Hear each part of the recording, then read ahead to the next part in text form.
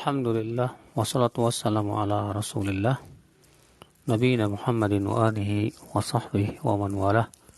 Asyhadu an la ilaha illallah wahdahu la syarikalah, wa asyhadu anna Muhammadan abduhu wa rasuluh. Qala Allah Ta'ala fi kitabihil karim, ya ayyuhalladzina amanu taqullaha haqqa tuqatih, wa la tamutunna illa wa antum muslimun, amma ba'd. Kita lanjutkan pembahasan fikih muyassarnya. Kita masuk ke al-babul tsani, bab yang kedua, yaitu tentang bejana. Kata beliau, al-aniyah yal awiyah allati yuhfadhu fiha al-ma' wa ghairuhu. Al-aniyah adalah bejana untuk menyimpan air ataupun yang lainnya. Sawa'un kanat minal hadid atau min ghairihi, baik itu terbuat dari besi ataupun yang lainnya. Kemudian di sini beliau memberikan sebuah kaidah. Kata beliau, wal aslu fiha al ibahah. Pada asalnya bejana itu mubah. Ya, pada asalnya bejana itu apa? Mubah. Kenapa? Karena ia berhubungan dengan masalah dunia. Sedangkan sesuatu yang berhubungan dengan masalah dunia pada asalnya ya mubah atau halal dan suci. Tidak boleh kita katakan haram atau najis kecuali dengan dalil. Ya. Mana dalil yang menunjukkan kepada kaidah ini? Itu bahwa masalah dunia pada asalnya halal, ya pada asalnya mubah. Itu ya surat Al-Baqarah 29. Surat Al-Baqarah ayat 29, Allah Ta'ala berfirman, huwallazi khalaqa lakum ma fil ardi jami'a. Dialah Allah yang telah menciptakan untukmu apa yang ada di bumi ini semuanya. Allah mengatakan bahwa semua yang Allah ciptakan di bumi ini adalah untukmu. Ini disebut dalam bahasa Arab dengan sighatul imtinan. Ya, mengungkit kenikmatan. Ketika Allah mengatakan bahwa bumi ini Allah ciptakan untukmu, berarti itu menunjukkan pada asalnya yang berhubungan dengan dunia halal, ya, dan suci. Maka tidak boleh seseorang mengklaim bahwa sesuatu itu haram yang berhubungan dengan masalah dunia, ya, kecuali dengan dalil yang jelas. Siapa yang mengharamkan tanpa dalil, ya berarti ia sudah berkata atas Allah dengan tanpa ilmu. Atau siapa yang menganggap sesuatu itu najis tanpa dalil, berarti dia sudah berkata tanpa ilmu. Ya. Nah ini saudaraku sekalian, ya. Jadi kaidah dalam masalah bejana yaitu al-aslu fil aniyah al-ibahah. Pada asalnya bejana itu semua adalah mubah. Ya, kecuali kalau ada dalil yang menunjukkan akan tidak bolehnya. Kata beliau, wa fihi iddatu masail, di sini ada beberapa masalah. Al-mas'alatul ula, masalah yang pertama. Isti'malu aniyati dzahab wal fiddah wa ghairihima fi thaharah. Menggunakan bejana yang terbuat dari emas dan perak ataupun terbuat dari yang lainnya untuk bersuci. Maksudnya apa hukumnya? Boleh tidak menggunakan ya bejana yang terbuat dari emas dan perak untuk bersuci? Sebetulnya ini masalah khilafiyah masyhur, ya. Itu tentang masalah apakah larangan menggunakan bejana emas dan perak itu khusus untuk makan dan minum saja, ataukah larangan menggunakan bejana emas dan perak itu untuk semua penggunaan? Jumhur, mayoritas ulama mengatakan ya bahwa semua penggunaan tidak boleh. Kenapa kata mereka? Karena ya membuat iri hati orang-orang miskin demikian pula seringkali menimbulkan kesombongan di hati. Kata mereka demikian. Sementara sebagian ulama mengatakan ya bahwa menggunakan bejana emas dan perak untuk selain makan dan minum boleh. Yang dilarang itu hanyalah untuk makan dan minum saja. Dan pendapat ini yang dirajihkan oleh Imam Asy-Syaukani, Imam As-San'ani, ya demikian pula yang dirajihkan oleh Syekh Muhammad bin Shalih Al-Utsaimin rahimahullah. Dan penulis buku ini itu Kitab Fikih Muyassar ini juga merajihkan pendapat tersebut. Kita bacakan kata penulis buku, ya juzu isti'malu jami'il awani fil akli wa syurbi wa sairil isti'mal idza kanat tahiratan mubahatan walau kanat thaminatan libaqaiha 'ala al-asli wa huwa al-ibahah ma 'ada aniyat adh-dhahabi wal fiddah. Boleh menggunakan seluruh bejana untuk makan dan minum dan semua penggunaan. Ya, selama kapan? Selama bejana itu suci dan mubah. Walaupun ia harganya mahal. Kenapa? Karena sudah kita sebutkan kaidahnya. Itu pada asalnya bejana itu adalah mubah dan suci. Tidak boleh dikatakan haram kecuali dengan dalil. Kecuali kata beliau, bejana emas dan perak. Kecuali bejana emas dan perak. فَإِنَّهُ يَحْرُمُ الْأَكْلُ وَشُرْبُ فِيهِمَا خَاصَةً. Maka haram hukumnya makan dan minum secara khusus dengan menggunakan bejana emas dan perak. Artinya yang diharamkan untuk menggunakan bejana emas dan perak itu hanya untuk makan dan minum. Duna sairil isti'mal, adapun penggunaan yang lainnya boleh, tidak apa-apa. Ya. Saudaraku sekalian, azani Allah wa iyyakum. Apa hujahnya, apa dalilnya? Kata beliau, liqaulihi sallallahu alaihi wasallam. Ini berdasarkan sabda Nabi sallallahu alaihi wasallam. La tashrabu fi aniyati adh-dhahabi wal fiddah wa la ta'kulu fi sihafiha fa innaha lahum fid dunya wa lakum fil akhirah. Jangan kalian minum di bejana emas dan perak, dan jangan kalian makan di piring emas dan perak. Karena sesungguhnya bejana emas dan perak itu untuk mereka di dunia, yaitu mereka di sini itu orang-orang kafir di dunia, dan untuk kalian nanti di akhirat. Dikeluarkan oleh Bukhari di nomor 5426 dan Muslim di nomor 2067. Dan dalam lafaz lain yang dikeluarkan juga Imam Bukhari dan Muslim, alladzi yashrabu fi aniyatil fiddati innama yujarjiru fi batni nar jahannam. Orang yang minum dalam bejana perak, sesungguhnya ia hakikatnya memasukkan ke dalam perutnya neraka jahannam. Ya. Fahadha nasun ala tahrimil akli wa syurbi.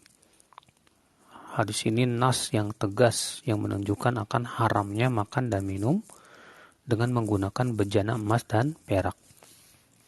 Duna sairil isti'mal, tapi untuk penggunaan yang lain boleh. Ya, kenapa? Karena kata beliau, Nabi hanya menyebutkan makan dan minum saja. Nabi bersabda, jangan minum, jangan makan di bejana emas dan perak. Kalaulah penggunaan yang lainnya tidak boleh, tentu Nabi Shallallahu Alaihi Wasallam akan mengatakan jangan menggunakan, jangan menggunakan emas. La tasta'milu aniyat adz-dzahab wal fiddah. Nabi akan menggunakan menyebutkan lafaz yang sifatnya umum. Jangan menggunakan. Tapi ketika Nabi SAW mengkhususkan semua penggunaan ya dengan dua saja. Apa itu minum dan makan. Maka Nabi SAW mengatakan la tashrabu. Jangan minum di bejana emas dan perak. Wala ta'kulu fi sihafihima. Dan jangan kamu makan dengan menggunakan piring atau bejana emas dan perak. Iya. Sehingga kata beliau, penulis buku ini nas yang menunjukkan ya bahwa larangan ini khusus untuk makan dan minum saja. Adapun penggunaan yang lainnya boleh. Iya. Yang kedua, kenapa ini khusus untuk makan dan minum? Karena Nabi Shallallahu Alaihi Wasallam menyebutkan ilatnya, alasannya kenapa itu. Itu fa'innaha lahum fid dunya walakum fil akhirah. Sesungguhnya bejana emas dan perak itu hanya untuk mereka orang-orang kafir di dunia saja. Adapun untuk kalian itu di akhirat. Maksudnya larangan ini berhubungan dengan apa? Itu tasyabbuh, menyerupai orang-orang apa? Kafir. Sebagaimana dikatakan oleh Ibnu Taimiyah, demikian pula Imam Ibnu Qayyim rahimahullah. Iya. Yang ketiga, kenapa khusus untuk makan dan minum saja tanpa penggunaan yang lain? Ya karena perawi hadisnya yaitu Ummu Salamah ternyata ya beliau memahami bahwa larangan tersebut untuk makan dan minum saja. Ummu Salamah seorang sahabiat. Ya, buktinya Ummu Salamah pernah menggunakan bejana yang terbuat dari perak untuk menyimpan rambut-rambut Nabi Shallallahu Alaihi Wasallam sepeninggal beliau. Lihat ya, beliau menggunakan bejana perak untuk menyimpan rambut Rasulullah Shallallahu Alaihi Wasallam. Ya, dan tentunya kaidah mengatakan apa? Bahwa perawi hadis lebih paham tentang apa yang ia riwayatkan dibandingkan yang lainnya. Dan tentunya pemahaman perawi hadis, ya, terutama sahabat Nabi SAW ini, lebih didahulukan daripada pemahaman siapapun juga. Ya. Maka saudaraku sekalian, atas dasar itulah itu menunjukkan ya bahwa bejana emas dan perak itu dilarang hanya untuk makan dan minum. Adapun penggunaan yang lainnya boleh. Ya. Maka beliau berkata, "Fahadha nasun ala tahrimil akli wa syurbi duna sairil isti'mal."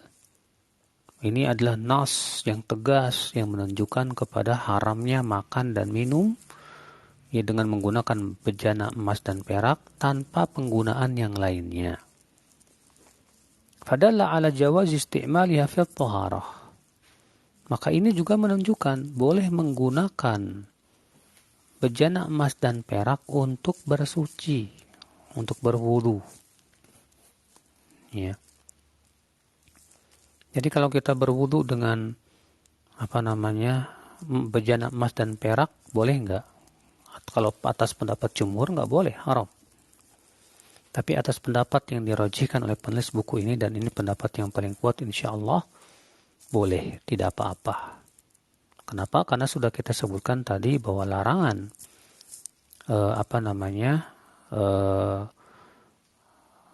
menggunakan bejana emas dan perak itu khusus untuk makan dan minum saja. Lalu beliau berkata, "Wan nahyu 'amun yatanawalul ina al-khalis awil mumawwah bidh-dhahab awil fiddah awil ladhi fihi syai'un min adh-dhahab wal fiddah."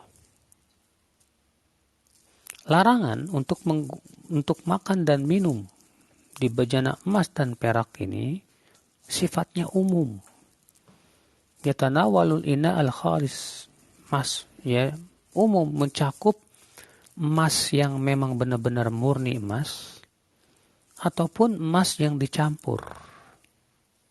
Ya, karena ada yang 24 karat, ada yang 22 karat, ada yang 18 karat ya. Karena ada campuran-campuran yang lain. Itu tidak ada bedanya karena Nabi SAW menyebutkan secara mutlak, jangan minum dan makan di bejana emas dan perak. Nabi tidak mengatakan apakah emasnya harus murni atau tidak. Dan ini mutlak dan dalil harus dibawa kepada kemutlakannya. Ya. Dalil harus dibawa kepada keumumannya. Tidak boleh dikhususkan kecuali dengan dalil lagi. Dan tidak ada dalilnya yang mengkhususkannya. Ini berarti ini mencakup semua emas atau perak, baik yang murni maupun yang campuran. Ya. Au alladzi fi syai'un min adz-dzahab wal fiddah, atau ya ada sesuatu yang mengandung emas dan perak dalam bejana tersebut. Maka ini tidak boleh. Nah, ini saudaraku sekalian, azani Allah wa yakum ya, yang berhubungan dengan larangan makan atau minum dengan menggunakan bejana yang terbuat dari emas ataupun perak ya. Kalau dari perunggu boleh nggak masalah, nggak ada dalil yang melarang. Dari tembaga boleh nggak masalah, nggak ada dalil yang melarang. Yang dilarang hanya dua tadi, itu bejana, emas dan perak. Itu pun khusus untuk makan dan minum ya larangannya. Baik, saya kira cukup sambil sini. Naam. Baik Ustadz, jazakumullah khairan Ustadz atas ilmunya yang telah disampaikan, dan teman-teman sekalian, kita sesi bersoal jawab kita, dan kita masih punya banyak waktu. Waktu ini sangat berharga untuk kita gunakan. Baik Ustadz, sepertinya sudah ada yang ingin bertanya di pesan tertulis. Assalamualaikum. Waalaikumsalam, izin bertanya, apakah mencuci najis anjing dengan tanah hanya berlaku pada bejana saja, sedangkan jika terkena pakaian badan hanya dicuci biasa? Jazakallah khairan Ustaz. Iya. Kalau kita perhatikan lafadznya, ya, Nabi SAW bersabda, "Idza walagal kalbu." Idza walagal kalbu fi ina'i ahadikum. Idza di sini artinya apa? Apabila. Walago artinya apa? Anjing menjilat air. Walago itu khusus menjilat air. Jadi menjilat benda, ya, bukan yang keras, bukan air ya. Itu biasanya dengan menggunakan la'iqo. Kalau la'iqo menjilat, tapi menjilat benda. Kalau menjilat air di dalam bahasa Arab itu namanya walago. Dan lafaz hadisnya adalah walago. Lafaz hadisnya apa? Walago.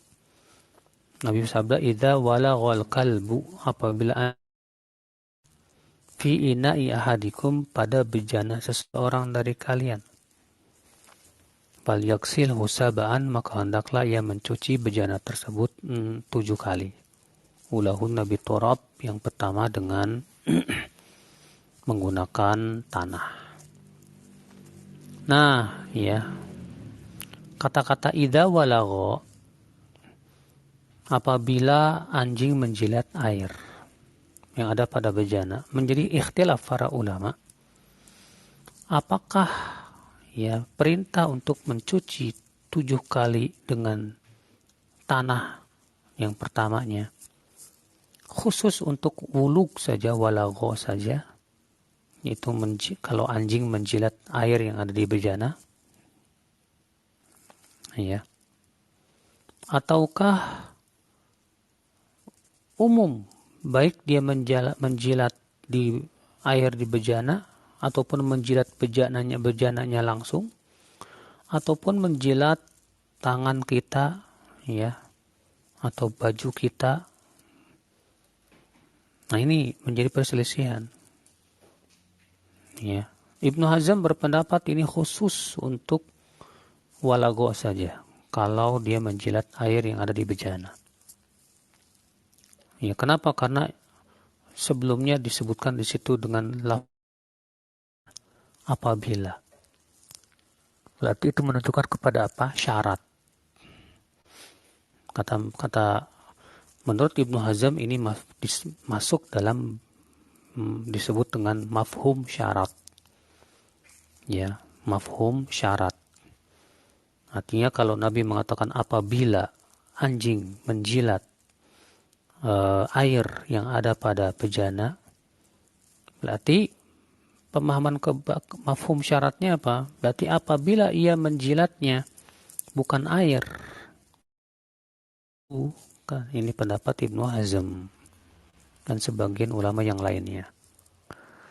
Sementara jumhur ulama berpendapat ya bahwa hukumnya ini bukan sebatas pada wulu, pada walago, yaitu menjilat air yang ada di bejana, tidak.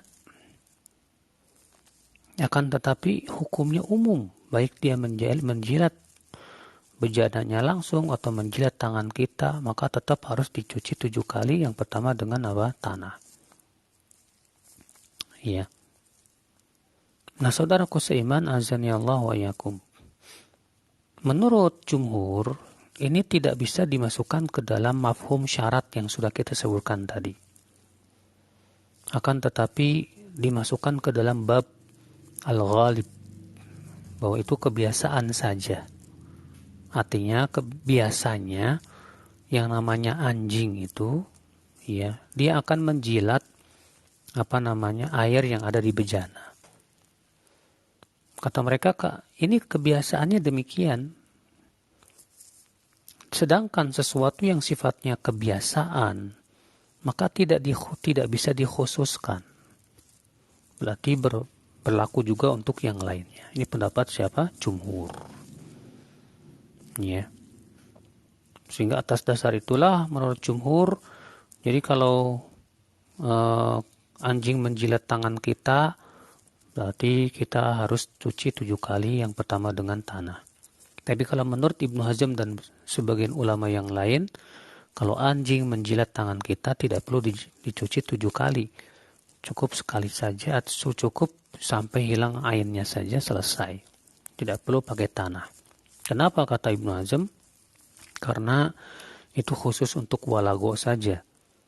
Ya, menjilat air saja yang ada pada bejana. Cuma kalau kita perhatikan ya, Nabi SAW mengatakan apabila anjing menjilat air yang ada di bejana, hendaklah bejananya dicuci 7 kali. Kenapa airnya yang dijilat, kok bejananya yang harus dicuci? Bejananya yang harus dicuci. Kenapa enggak cukup airnya aja dituangkan, selesai? Ya. Maka ini isyarat yang kuat yang menunjukkan bahwa pendapat yang paling kuat dalam hal ini adalah pendapat jumhur. Kenapa? Karena kata para ulama, karena najisnya anjing itu ketika dia menjilat air itu sampai menempel ke bejana. Ya, kalau itu menjilat airnya saja, bejananya tetap harus dicuci. Ya, harus dicuci 7 kali, yang pertama dengan tanah. Bagaimana dengan kalau dia menjilat bejananya langsung? Apalagi di zaman sekarang ya, para peneliti dan para ilmuwan menemukan pada anjing itu sebuah bakteri atau sejenisnya ya, yang ternyata tidak bisa dihilangkan kecuali dengan tanah. Sehingga tampaklah mukjizat Rasulullah SAW yang Rasulullah kabarkan itu ternyata memang benar-benar dari wahyu Allah Jalla wa'ala. Maka dari itu Allahu a'lam, saya memandang dalam hal ini ya pendapat jumhur lebih kuat. Nah, jadi saudaraku ya, Islam agama yang universal. Semua perkara sudah dibahas oleh Islam. Sampai masalah-masalah yang sangat kita anggap sepele, masalah bejana saja, masalah piring, masalah gelas, itu dibahas oleh Islam. Maka bersyukurlah Anda dan bersyukurlah kita semuanya ya diberikan hidayah kepada Islam, dijadikan kita orang yang berpegang kepada Islam, dan berusahalah terus kita untuk semakin memperdalam ilmu-ilmu Allah, ilmu-ilmu Islam, sebagai rasa syukur kita kepada Allah Subhanahu wa taala atas nikmat hidayah ini. Ya, itu lihatlah betapa sempurnanya Islam ini. Ada seorang musyrik datang kepada Salman Al-Farisi, "Inna nabiyakum qad 'allamakum kulla syai'in hatta al-khira'ah." Nabi kamu itu sudah mengajarkan segala sesuatu sampai-sampai cara buang air besar dan cara buang air. Kata Salman, ajal, betul sekali. Iya. Masya Allah. Ini nikmat yang luar biasa sekali ya, akhi. Tidak ada satupun permasalahan yang kecil kecuali alhamdulillah sudah dibahas oleh para ulama dan ada dalil di Al-Quran dan hadis Nabi SAW. Ya, semoga kita termasuk orang-orang yang terus istiqamah dalam menuntut ilmu Allah Subhanahu wa taala. Demikian dari saya, wabillahi taufik. Assalamualaikum warahmatullahi wabarakatuh.